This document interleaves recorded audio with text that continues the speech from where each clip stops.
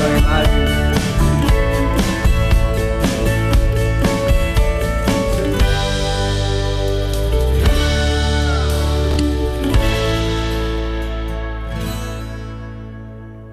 So it's time for the present show to go live, and we have here today, the usual mindful Pat that just came several seconds ago, and Oleh that is also with us. Ciao, Oleh.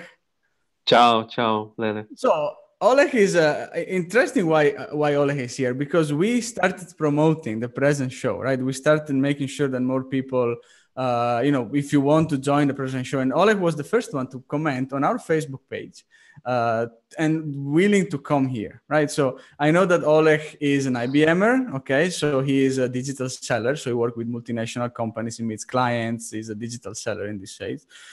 And the interesting thing about Oleh is already speaks so many languages, from Russian to Ukrainian to Slovak to a bit of Italian, English. So it's very interesting to meet him. But today we are talking about mindfulness. So Oleh, you wanted to come to the present show. What do you know about mindfulness? Well, Lele, thank you for this invitation to the show. And I am very happy to be here to know what exactly is mindfulness, because I am quite interested in that topic. I was trying to find in this to find the definition of this word in the word itself, being fulfill your mind with something, with the certain meaning, and fulfill your mind with the certain feelings or emotions, okay, or any contemplations or any thoughts.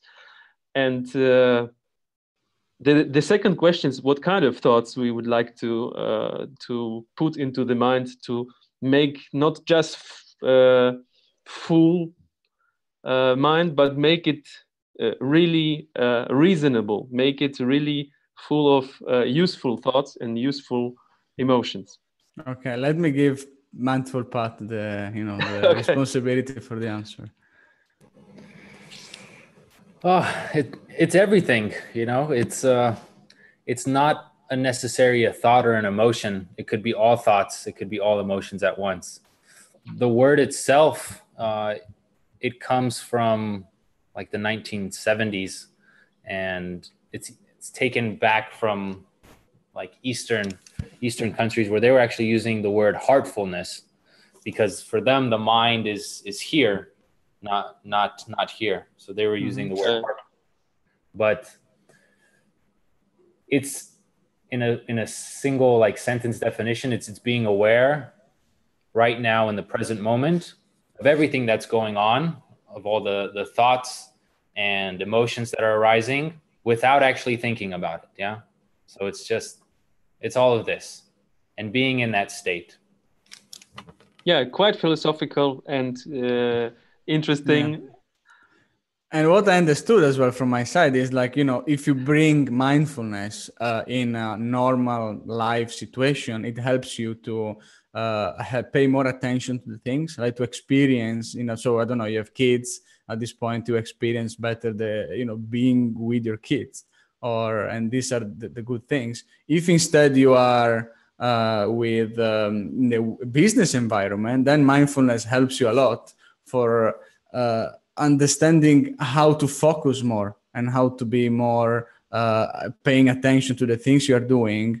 For example, you're having meetings or you're having whatever other kind of activities. So in both areas, mindfulness helps.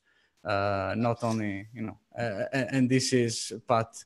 So it's good for productivity as well, right? Yeah. Okay.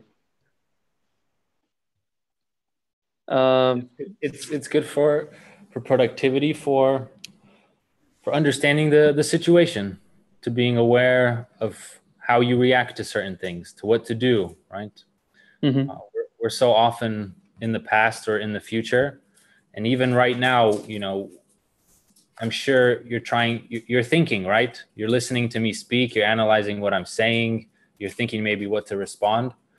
And I'm not saying thinking's bad. We should be doing it, and it helps us, to do the things we do and develop the way we are. But a lot of times it takes us away from the reality of this present moment. Everything that ever happens in a moment like this, right?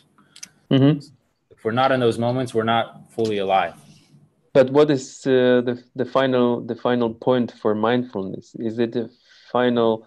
What is the final stage? I mean, to have the mind full of something or empty? That's a good question, Pat. I would say it's your mind becomes one with everything. So if you consider everything full, then everything's full. If you consider everything empty space or dark matter, dark energy, then maybe empty. But even in nothingness, from mathematical measurements, there's so much going on. Okay, so it's a good parallel to Matrix movie, and if you think about the spoon, you know that there is no spoon, yeah. Something like this. No. It's more. I think for let me come through, because Pat is too much advanced. I am much more in the easiest side. So okay, the first benefit I had by practicing mindfulness, I'm exploring it for not a long time, right? So it's just half a year or more that I'm effectively practicing, not only in the office. So every hour I have remembering, then I need to focus again. So I have my mindful minute and come back to the present moment. So what helps me is first to get again back in the control of the five senses. So what I'm listening, what I'm seeing. So in case I have to focus, right? I'm making a show or I'm making a video, or in your case you are talking to a client, you pay much more attention about what the client is saying. So it helps you for active listening. If you meet a client, you pay more attention when you meet him about the little details or how you approach him. So you don't get too much disturbed about thoughts that are, worrying you, or I don't know what to say. Will I win the deal? I don't know, this kind of thoughts that might be counterproductive. From the other side, it helps you as well to meet the sixth sense that in case of mindfulness is your thoughts. So you enter in a situation where your thoughts become part of additional kind of dimension. So you start listening to your thoughts as you start listening to music. And this helps you to distinguish when there are thoughts that are productive for the moment or when there are thoughts that are disturbing you. And the thoughts that are disturbing you, you just pause them, stop them for the moment. For example, now, maybe you are thinking about your grandmother, that she told you something before. And this is disturbing you by following what me and Pat are saying. So realizing the fact that you are thinking about your grandmother helps you to stop this thought so that you can move on and focusing on the present moment. So these are the first thing that mindfulness gives you as great benefit. At least this is what I understood. I am completely focused on what we are talking about, and that's really good, because I think that we have lots of space to discuss in this particular topic. Just, I don't know, maybe Patrick doesn't know, but I also mentioned that to you, Lele, previously, that I have two diplomas. One diploma is in media and communication, and the second one is in philosophy. So I am master of philosophy, and many of philosophical, historical philosophical streams and philosophical thoughts I am very familiar with, and I know how to. What I have my strong beliefs, and my strong belief is that the whole world, the whole universe is much wider than just me, and I am the whole universe as well. I am a part of it. So I am really correlating myself to this mindfulness, and that's why I am interested in that. because yes, I feel the present moment as a present moment, and I'm trying to focus on more and more, and to sometimes my thoughts are even faster than the speech possibilities. Yes, because I'm trying to think over lots of things, lots of stuff, and but this is also helping you. And what I am doing, I am trying to stop this stream of thoughts, exactly, to make them organized, to make them synchronized with the other stuff. And this is where practice of mindfulness helps you to be stronger in this kind of organization, let's say. So if you don't practice, you're just from time to time experiencing the present. It's okay, but the more you practice, the more you will discover how much easier it becomes and how much more aware you can be, because this becomes the new standard of your the realization of the reality and the present moment around you. So that's why this is a present show, because we are learning to really be fully in the present, as Mindful Pat is teaching us. Okay. Yeah, I wanted to say one story, quick story, and the other one I want to tie into what you were saying about connecting with eternity, or the ever expanding universe, or whatever you want to call it. So the first story goes like this: that there was a master, and he asks his student, is the stone over there? Is it over there, or is it inside your mind? And the one student says, oh, it's over there. And the other says, no, the stone is just in our mind. And the master says, the stone is in your mind. You must have a heavy head that you're walking around with. And the second thing I wanted to ask you is, what do you do now to align more with yourself being here and also a part of everything else?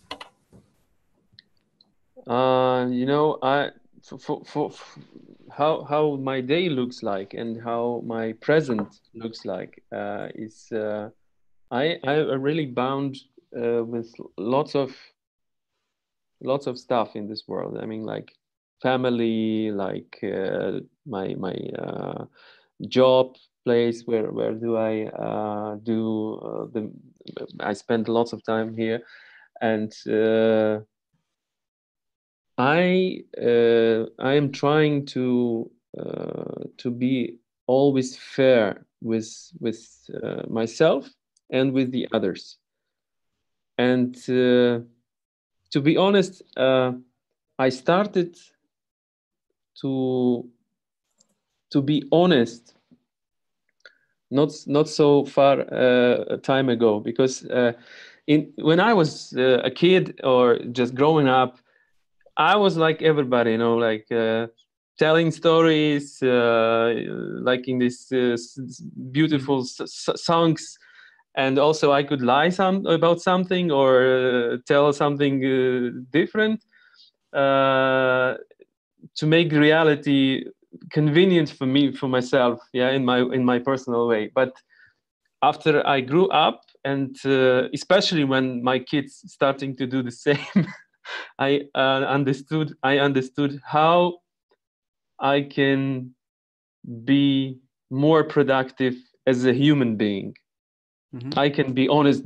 I can be honest to myself and to the other people. So I started just to tell to everybody the truth, to tell to everybody what I'm thinking about. Of course, I understand that my opinion is a modest opinion among the others, but it's important because I am trying to share this with the community I live in, like family, like my employees and the others. So that's why I am trying to be always honest with everybody, whatever it costs. Just what I understood from my experience, just the telling the truth to everybody costs you less than to harvest the problems after you lie something. Mm-hmm. I also think that the truth side is also part of mindfulness teachings as such. Yeah. Because it's it's connected with feeling people around us and feeling also the reaction from the people around us. So by this, you understand that many times the truth is the one that is causing the best outcome, right? Not only because there always good news, but also because eventually at one point truth is always making the right thing, right? While not truth sometimes is just giving a momentous of release, but eventually in the long term is getting into a situation that is not you cannot handle anymore, right? In general sense, then we can generalize. I don't know, Pat, what do you think? I think correct me if I'm wrong, Oleh, but philosophers search for truth, for the meaning of truth, right? Or big truth, small truth. Mm-hmm. And when it comes to mindfulness, you have to establish that truth for you, right? You have to become aware of what's true for you and what are your truths. And then you start becoming honest, right? You become honest with yourself, of your capabilities, of your abilities, of where you want to go. And then you start doing it with others. But it starts with yourself, right? And that awareness of this reality here and now. So yes, exactly. One truth is also that now, Pat, we have the time for the mindful minute, because the time is up for the present show. So we have the last minute. And in this last minute, maybe I would just, Pat, if we can do something that we just share that with Oleh, that Oleh can start doing every day to get more into mindfulness, and how to start with that. I think he's already there. I think he's already there. I think he still has that, Oleh still has that part in his mind where his mind wants to think, but I'm pretty sure he understands what it is and being alive and being here. And once you get honesty down and truth, being honest with yourself, then everything else is pretty easy. But I do have like a practice, and maybe this could help you as well, Oleh, when it comes to, I guess, being honest or being true with yourself. So you could do this with your eyes closed. You could do it with your eyes open. You can think it, you can draw it, you can write it, you can say it, whatever works for you. But take a minute, start with the breath. So to bring your attention to your body, to your thoughts. And you just take a few breaths.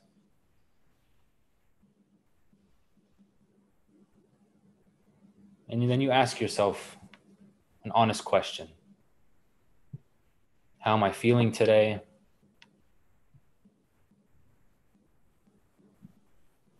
What am I thinking today?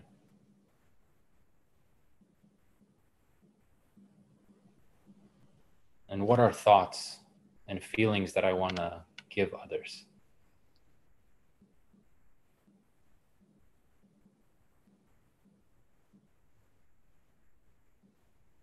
And if there's a difference between what you're saying in your mind and what you're saying out loud, then you're not being honest.